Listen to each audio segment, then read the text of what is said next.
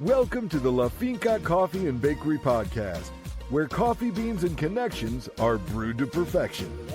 Leading the way is our owner, founder, and CEO of the baristas, Lee Gonzales.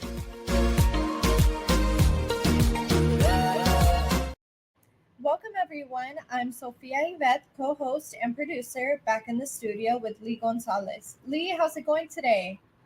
It's good to be back for another episode of the podcast. Yeah, most definitely. I know La Finca Coffee and Bakery is not only delicious, but it's also a very sustainable business. We're chatting today with the owner to learn how they keep their business eco-friendly and impactful for the community. So, Lee, why is La Finca such a sustainable business? So I will tell you, the biggest reason that sustainability is important to us is because I would ask the question of, could you imagine a world where there was no coffee? Could you imagine if you woke up today and there was not coffee available to drink today? No. How many of us would struggle with that? Would be like, wait a minute, how am I going to get through this day today? How am I going to have, if you say the energy, or I just love the way it tastes? It's part of our daily routine. I don't know if it's part of the way you get started every day. I know for me, I definitely enjoy it. I look forward to it. Yes, I know, me too. So that being said, when I say imagine a world where coffee didn't exist, that as much as that seems like such a far-fetched idea, did you know that is not that far off from happening? No. So I've spent time traveling to a lot of producing countries. And one of the things, a common theme I've heard is how production of coffee is down. So they're saying, hey, 5 years ago, we used to produce this much coffee, 10 years ago. And the commonality we hear is how the amount of coffee produced each year continues to go down. You look back at what is the reason that this is happening, and you find out that a lot of it has to do with economics. When you don't make money doing something, you tend to stop doing it. I think we all would if we were in a business that wasn't producing, at least meeting our needs, our household needs, putting food on the table, putting a roof over our heads, and providing for our families or an education or any of that. We probably all decided, let's just do something different. So in many parts of the world, this is the case. So what people choose to do is plant something more profitable. Maybe instead of coffee, I'll plant avocados. Instead of coffee, I'll produce mangoes or something else, whatever grows in that country. So little by little, a lot of crops have been transitioned over. The second thing is immigration from rural areas to cities, or from these rural areas to other countries.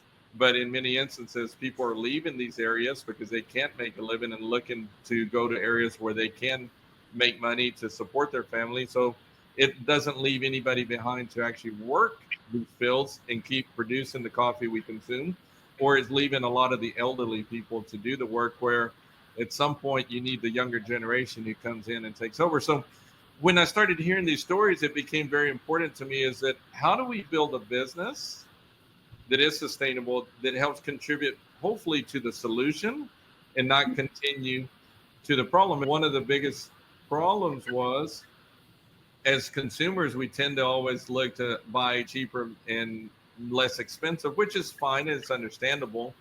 But in many instances where it has to also be equitable and fair.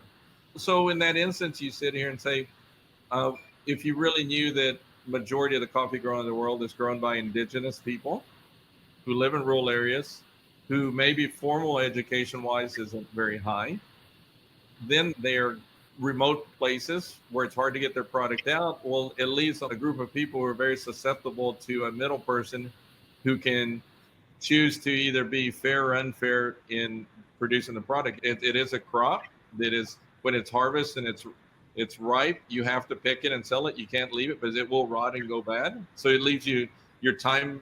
You're very affected by time. You're affected by location. So all those things play into. And then on the consumer end, a lot of times we want higher quality, lower prices. And so it puts a pinch typically on the producer, the farmer of these places. So what we want to do would be a solution. Now, What does that mean? Do we just charge more for it? No. What we want to do is that we want to bring to our consumer, what makes us sustainable is that we will pay a true fair wages, fair price for the coffee. So you think about fair trade is really, we have a fair trade where we know specifically everybody along the way in the supply chain, what they were paid, all the way to the consumer, what you paid to buy it from us. But we can also feel morally good about what we did, that everybody was treated fairly. But on top of that, that we want, with that comes a quality product that you're consuming. So we're not asking just pay out of charity. We want you to pay out of quality, but out of what is just fair and right for the quality you're being served, and that everybody along the way is treated that way. And that when we think about that, that becomes a sustainable business where we don't have to worry about 20 years from now, do we even have coffee available to drink on our tables? It starts with us. We want to provide you a product that you enjoy. We want to buy you a product that you can really tell a difference in the quality, and you also can feel good about what you're consuming is also doing good for everybody, including yourself as a consumer, because we all love when you hold that cup of coffee, it feels nice and warm in your hands. You take that drink of coffee, and what's the first thing that maybe comes out of your mouth? Is that relaxation, that comfort, that peacefulness. Or imagine sitting on your front porch, drinking it in the morning or with your breakfast. How much better is it when you know that you can also do good with that purchase?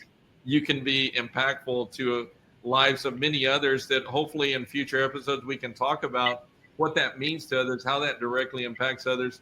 I could tell you story after story of people who were positively impacted when this business is done correctly, when people are treated fairly. What the good result of it is, more than anything else, what the result is of what you taste in your cup every day when you drink it. So for us, what better story to do is to bring you that product that you enjoy so much, but also do good for others and their other people along the way. And so I think for us, that's motivation enough.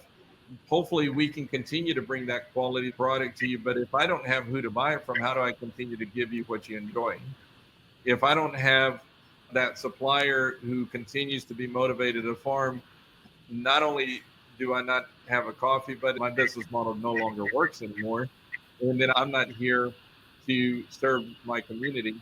There's a chain effect of what this means, but it starts with hopefully our customers who come and visit us. We view them as they're not really even customers. We want you to feel like family, that we can continue to give you those experiences and we continue to do those things, but along the way, impact the local community, impact foreign communities, and we all benefit and win from this. Wow, I love it, Lee. What an interesting story. I had no idea that coffee was even something that could someday run out. Yeah, no, it was, and I remember it first came, I was sitting in Costa Rica a few years back. I remember we were speaking to a farmer, and the farmer was saying, one, production is down.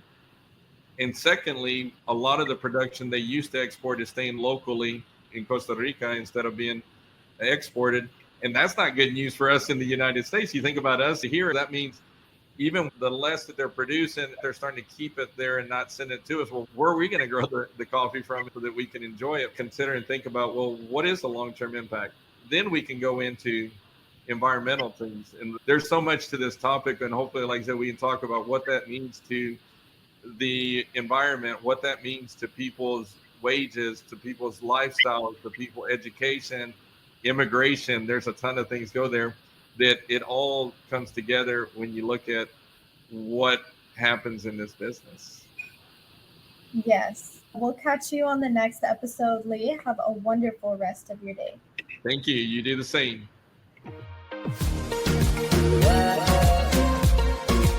Thanks for tuning in to the La Finca Coffee and Bakery Podcast, where coffee beans and relationships are always on the brew. Visit us online at lafincacoffeebakery.com. That's lafincacoffeebakery.com. Or drop by our Frisco or Prosper locations for a nurturing cup of goodness.